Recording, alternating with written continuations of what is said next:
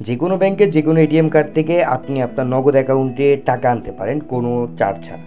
কীভাবে আনবেন সেটা দেখাবো আজকের এই ভিডিওতে।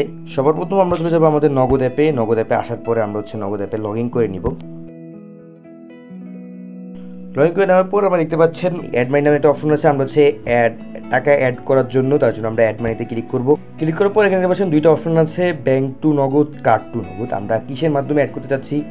সরাসরি আপনি ব্যাংকের মাধ্যমে নগদে টাকা আনতে পারেন অথবা কার্ডের মাধ্যমে আনতে পারেন। আমরা কার্ডের মাধ্যমে নগদে টাকা আনবো, তার জন্য কার্ড টু নগদে ক্লিক করছি। তারপর দেখতে পাচ্ছেন দুইটা অপশন আছে। আপনার কার্ডটা যদি মাস্টার কার্ড হয়ে থাকে তাহলে মাস্টারে ক্লিক করবেন, আপনার যদি ভিসা কার্ড হয়ে থাকে তাহলে ভিসাতে ক্লিক করবেন। আমারটা হচ্ছে ভিসা কার্ড, তার জন্য আমি ভিসা কার্ডে ক্লিক করছি।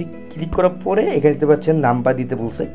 আপনি যেই নাম্বারে টাকা নিতে যাচ্ছেন নগদ, চাইলে আপনি অন্য কারো নাম্বারে নগদ অ্যাকাউন্টে টাকা দিতে পারেন এখান থেকে, অথবা আপনি নিজের নাম্বারে নিতে পারেন। আমার নিজের নাম্বারে আমি নগদ নাম্বারে টাকা নিব।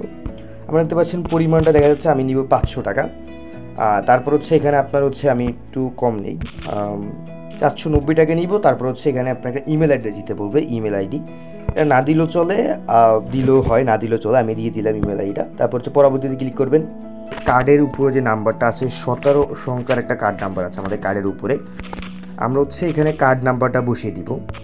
কার্ড নাম্বার বসে দেওয়ার পরে এখানে দেখতে পাচ্ছেন কার্ডের একটা মান্থ অ্যান্ড ইয়ার আছে। সেটা আপনার কার্ডের মেয়াদ, এক্সপায়ার ডেট একটা অপশন আছে কার্ডের উপরে, আপনি পেয়ে যাবেন।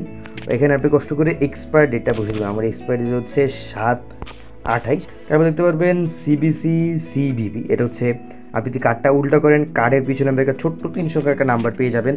আর ওটা আপনার কার্ডের পাসওয়ার্ডের মতো কাজ করে। ওই পাসওয়ার্ডটা আপনি এখানে বসিয়ে দেবেন। তারপর দেখতে পাচ্ছেন আপনার অ্যাকাউন্ট, ব্যাংকের অ্যাকাউন্টের যে নামটা, ওই নামটা এখানে বসিয়ে দিবেন। দেখতে পাচ্ছেন নিচে লেখা আছে পে 490 টাকা। পেতে ক্লিক করে দিবেন। পে 439 টাকা, যে টাকার অ্যামাউন্টটা থাকবে ওখানে ক্লিক করে দিবেন। দেখতে পাচ্ছেন আপনার দেখা যাচ্ছে আপনার ব্যাংক থেকে একটা কোড যাবে আপনার নাম্বারে। দেখতে পাচ্ছেন ব্যাংক থেকে একটা কোড আছে, আমাদের ইসলামী ব্যাংকের কার্ড।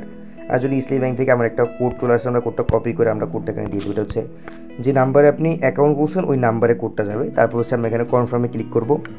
কনফার্মে ক্লিক করলে বলবে যে আপনি যদি সেভ করছেন সেভ করে রাখতে পারেন। না, আমি সেভ করবো না, তো নন সেভে দিয়ে দিলাম।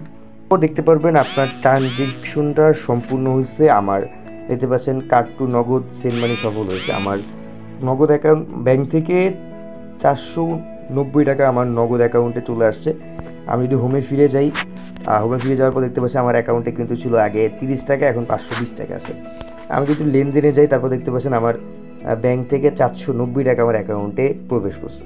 কীভাবে এটিএম কার্ড ব্যবহার করে আপনি নগদ অ্যাকাউন্টে টাকা আনবেন সেটা দেখিয়েছি এই ভিডিওতে। আপনি যদি চান আপনার কিন্তু কার্ডের মাধ্যমে আপনার বিকাশ অ্যাকাউন্টে টাকা আনতে পারেন, সেটা যদি দেখতে চান তাহলে আই বাটনে ক্লিক করে ওই ভিডিওতে আমরা দেখেছি কীভাবে কার্ড থেকে বিকাশে টাকা আনা যায়। আই বাটনে ক্লিক করে সেই ভিডিও দেখতে পারেন। আজকে ভিডিও ছিল এই পর্যন্তই। ধন্যবাদ।